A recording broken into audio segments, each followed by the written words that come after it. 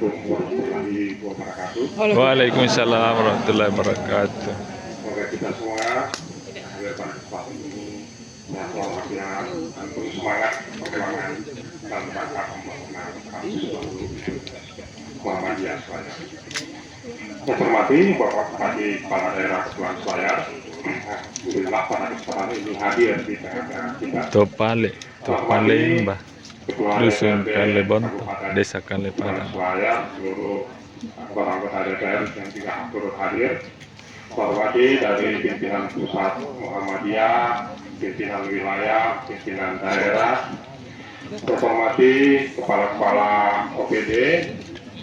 Hormati dari BPH Institut Teknologi Sains Bisnis Muhammadiyah, Rektor, Wakil-Wakil Rektor, Sivitas Akademika, dan seluruh hadirin yang tidak sempat saya sebutkan satu persatu.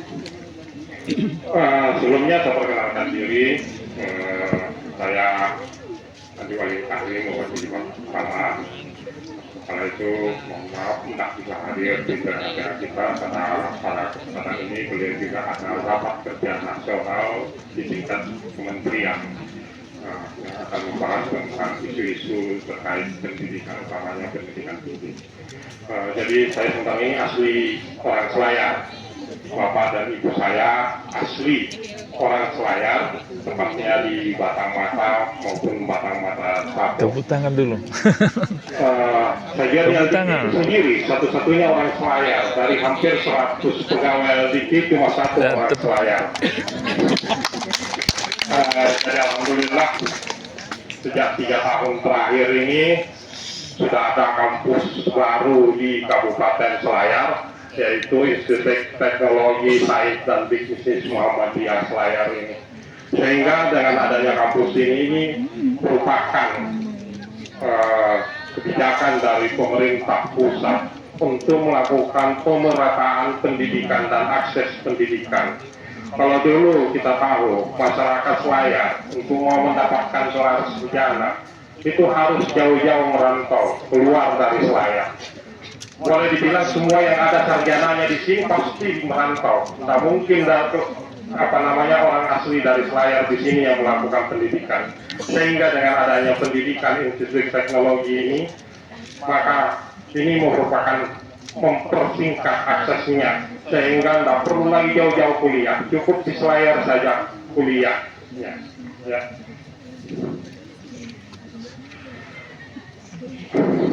Sehingga selanjutnya yang perlu kita lakukan adalah di sini adalah melakukan pengembangan.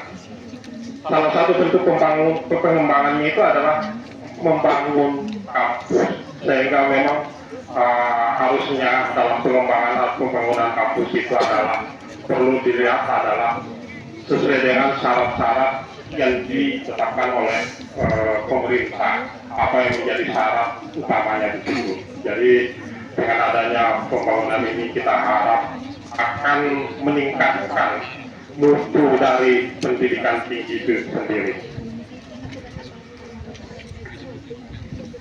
Kita harapkan juga dengan pengembangan dan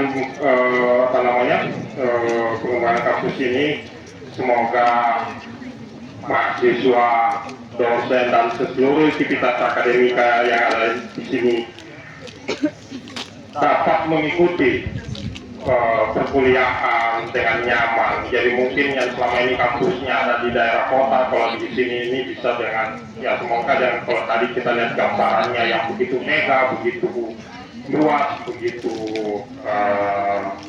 sangat bagus sekali, itu akan bisa memberi rasa nyaman dalam rangka peningkatan akademik dari mahasiswa ya. Salah satu bentuk lain yang perlu dilakukan di sini adalah menambah peminat mahasiswa untuk kuliah di sini. Bentuk penambah peminatnya itu salah satunya adalah pertama itu meningkatkan mutu. Mutu yang kita lihat itu nampak nyatanya ada di akreditasi, sehingga harusnya di sini juga seluruh prodi dan perguruan tingginya sudah terakreditasi. Dan alhamdulillah semua prodi dan perguruan tinggi yang ada di Institut Teknologi Sains dan Bisnis Layar itu sudah terakreditasi. Kalau kita hitung sesuai dengan jenjang jumlah hitungannya, harusnya tahun 2026 nanti itu sudah ada meluluskan, yang sudah ada lulusan yang bisa diluluskan, karena jenjang pendidikan S1 itu adalah 4 tahun, sehingga kita harapkan mulai tahun depan tahun 2026 itu sudah ada wisuda pertama pada kampus ini ya, yang haruskan. Langkah selanjutnya dalam bentuk pengembangan, jadi selain dalam membangun itu adalah menambah jumlah program studinya. Karena dengan adanya pilihannya ada 4 prodi yang ada di sini itu mungkin belum terlalu sesuai dengan seluruh peminat daripada lulusan-lulusan SMA. Jadi yang paling berikutnya yang perlu dikembangkan adalah menambah jumlah program studi sesuai dengan peminatan. Namun peminatan yang perlu dilihat ini perlu ada kolaborasi dengan pemerintah setempat. Perlu ada kolaborasi dengan dunia usaha maupun dunia industri yang ada di sini. Kira-kira apa kebutuhan mereka terkait sumber daya manusia yang mereka butuhkan. Itu yang menjadi dasar dalam rangka penambahan jumlah program studi yang harus dibuat atau dikembangkan di perguruan tinggi ini. Jadi bukan berdasarkan misalnya karena ada banyak lulus calon dosen atau, tapi lihat tingkat analisa kebutuhan dari sumber daya yang dibutuhkan di Kepulauan Selayar ini. Selanjutnya yang perlu dikembangkan lagi adalah dengan adanya kita tahu dengan adanya perguruan tinggi ini selain meningkatkan pendidikan di sini, tentu juga berdampak positif terkait indeks pembangunan manusia masyarakat Selayar. Karena salah satu indikatornya itu adalah tingkat pendidikan daripada masyarakat Selayar. Sehingga sudah selayaknya dan seharusnya pemerintah atau di sini Pemda maupun seluruh yang ada di dalam masyarakat Selayar ini untuk mendukung pengembangan dan pembangunan kampus ini. Karena kita tahu, kalau dulu kita lihat lulusan SMA yang ada di Selayar yang bisa melanjutkan pendidikannya itu hanya beberapa orang saja. Dengan adanya perguruan tinggi yang baru di sini, ini akan bisa menambah jumlah lulusan-lulusan yang SMA di sini untuk bisa melanjutkan pendidikannya. Kita harapkan juga dengan adanya pendidikan yang ini bisa istilahnya terjangkau bagi masyarakat. Ini juga perlu ada dukungan dari pemerintah di Selayar di sini dalam menjangkau pendidikan itu, bisa dalam bentuk misalnya memberikan beasiswa. Beasiswa bisa digunakan dari mana? Misalnya dari dana desa.